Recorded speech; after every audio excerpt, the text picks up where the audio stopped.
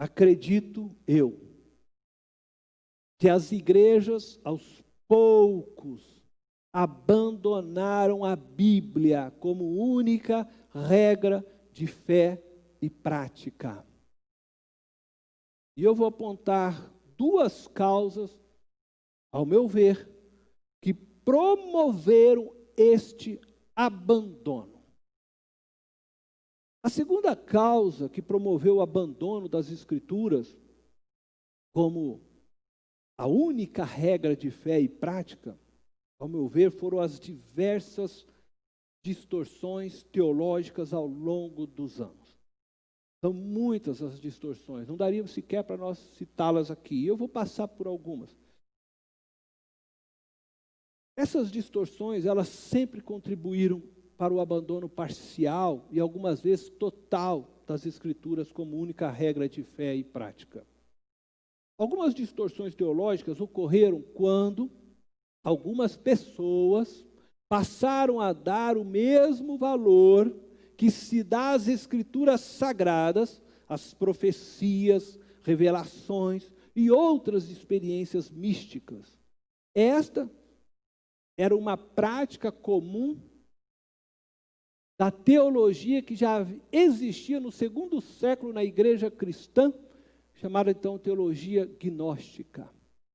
A palavra gnóstica, né, vem de gnosis, que é conhecimento no grego.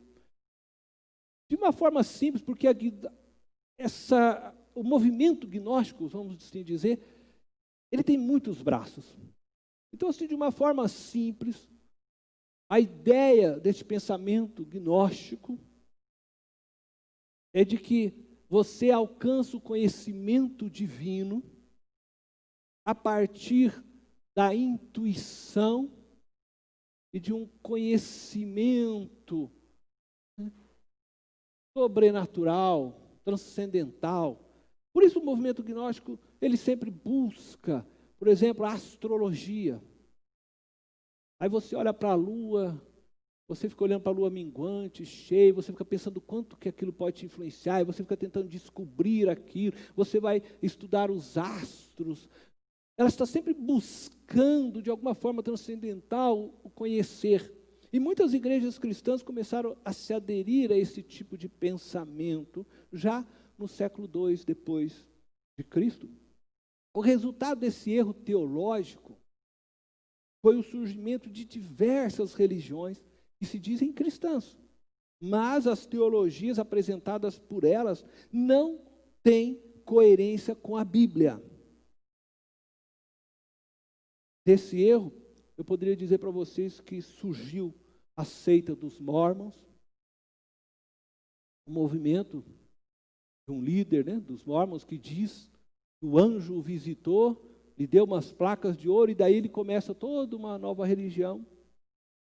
As testemunhas de Jeová, não muito diferente, a congregação cristã, os adventistas e tantas outras seitas. Porque começaram a colocar as profecias no mesmo nível, as revelações no mesmo nível que as Escrituras.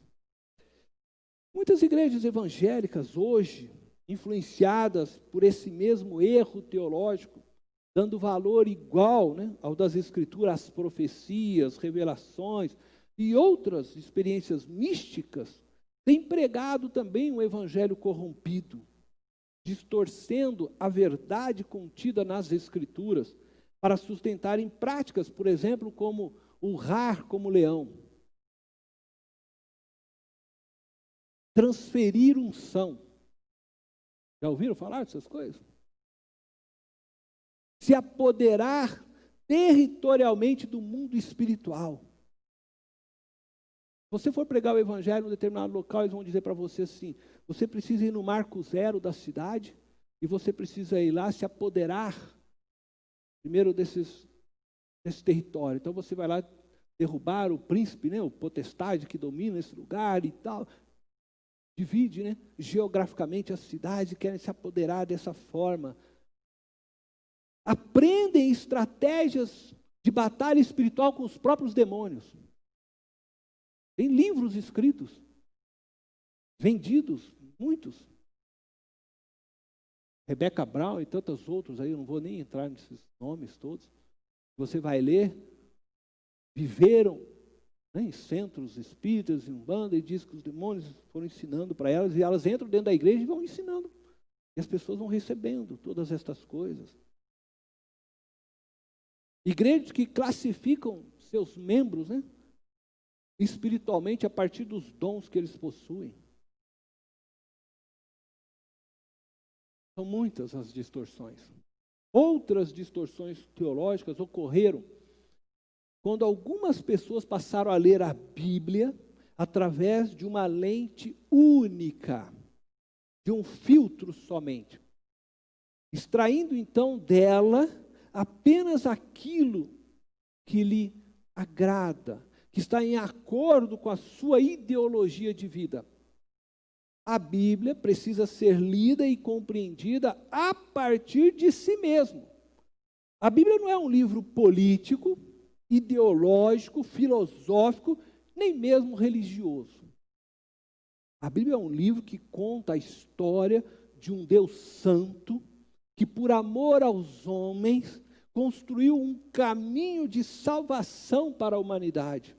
Este caminho exigia um sacrifício para que estes pudessem reencontrar-se com Deus e assim se reencontrarem com a vida.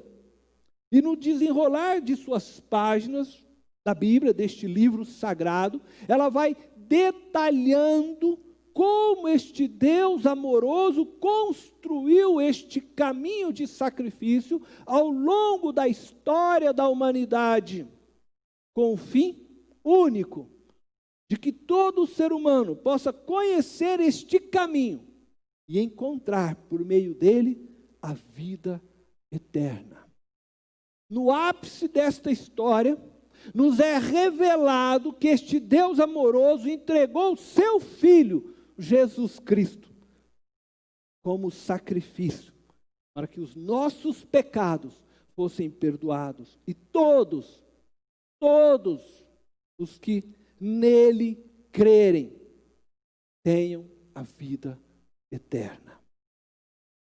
Quando a Bíblia ela é lida através de uma lente política, ideológica, filosófica, ou mesmo religiosa, ela pode produzir erros teológicos profundos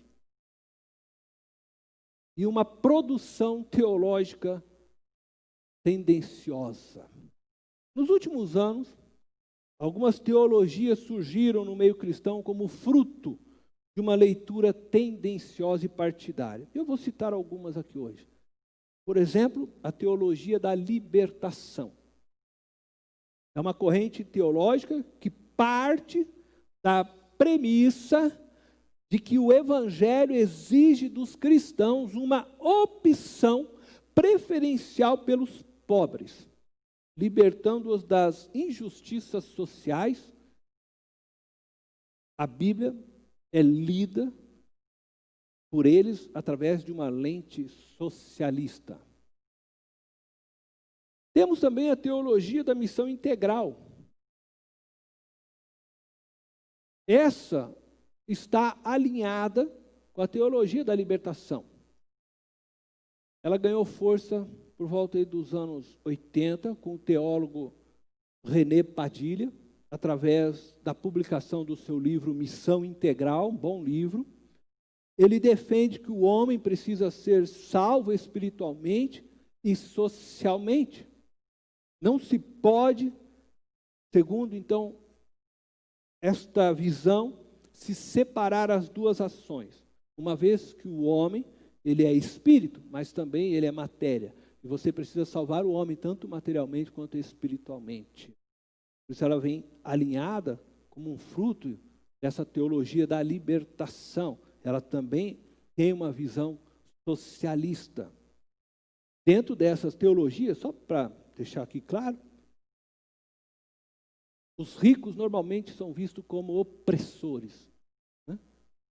Não existe muito bom olhar para o rico, não.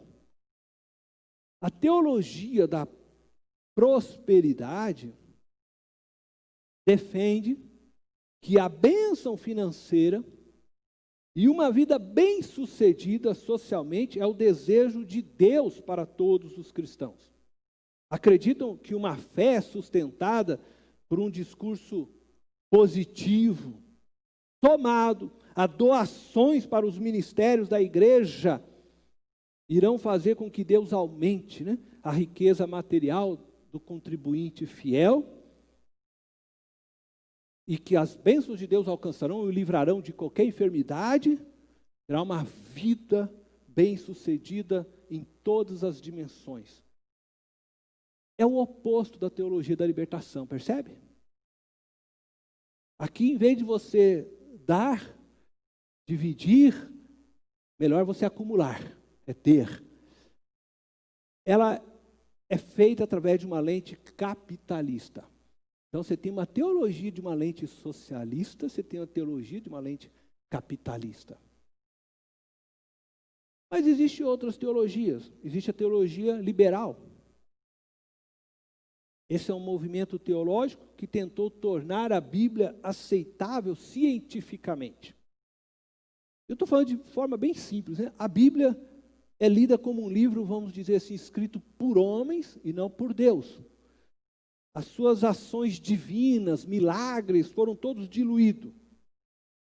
É fruto do movimento iluminista, onde a razão, né, era falada e tido como a única coisa certa. Então, tudo tinha que ser provado cientificamente. Nada que não fosse provado cientificamente tinha valor. E a Bíblia, então, é lida através deste olhar iluminista.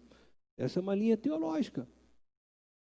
Outra linha que aí eu vou dizer assim, que ainda é uma linha, né, teológica, mas está, eu acho, acredito, sendo mais propagada agora em nossos dias, e que pode sim ser uma vertente ou um braço da teologia liberal, é a teologia relativista. Um movimento, então, que eu diria recente, que defende a não existência de uma verdade teológica absoluta. Para os defensores deste movimento, toda teologia ela é fruto de seu tempo e da cultura em que estava inserida. Ela é construída a partir da compreensão bíblica, filosófica e social de seus dias. Nesse sentido, a teologia formulada, vamos dizer, por Lutero, por Calvino, não tem valor algum, porque ela foi feita totalmente para aqueles dias, respondendo às indagações daqueles dias. E aí você poderia dizer mesmo que a própria teologia de Paulo não tem sentido as suas cartas, porque também era para igreja daqueles dias e não mais para hoje, respondendo a pergunta daqueles dias e não mais para hoje. Portanto, nesse sentido, as teologias do passado, elas não servem para responder mais aos questionamentos de nossos dias.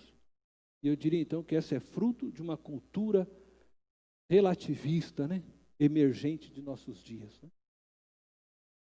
Embora alguns dos seguidores destas teologias aí continuem usando a Bíblia para defenderem suas posições ou justificarem suas crenças, a Bíblia não compactua com estas distorções.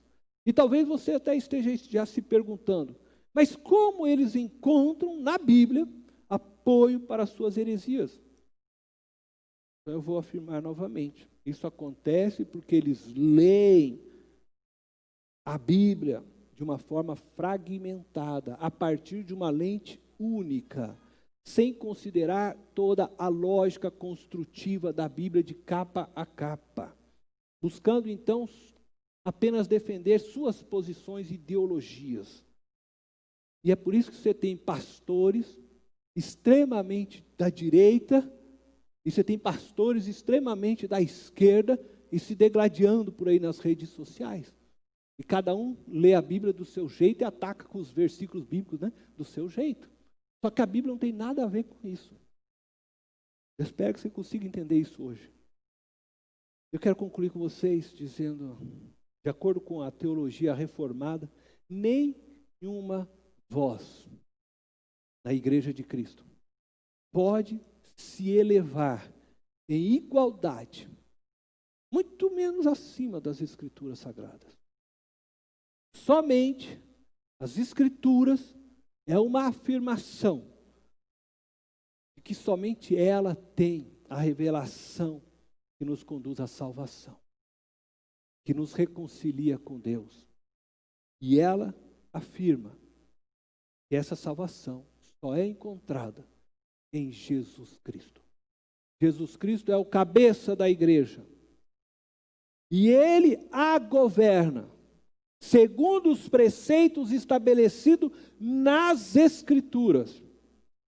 Nenhum líder, nenhuma denominação cristã, nenhum concílio, nenhum costume, nenhuma tradição, nenhum estatuto, nenhum regimento interno tem valor normativo para a igreja de Cristo, a igreja espiritual de Cristo. Somente a Bíblia tem, porque ela é inspirada, soprada por Deus, inerrante, sem erros, infalível, ela é confiável, autoritativa, possui autoridade e ela é suficiente, possui o necessário para nós, para o nosso ensino, para a nossa repreensão, para a nossa correção e instrução na justiça. Amém?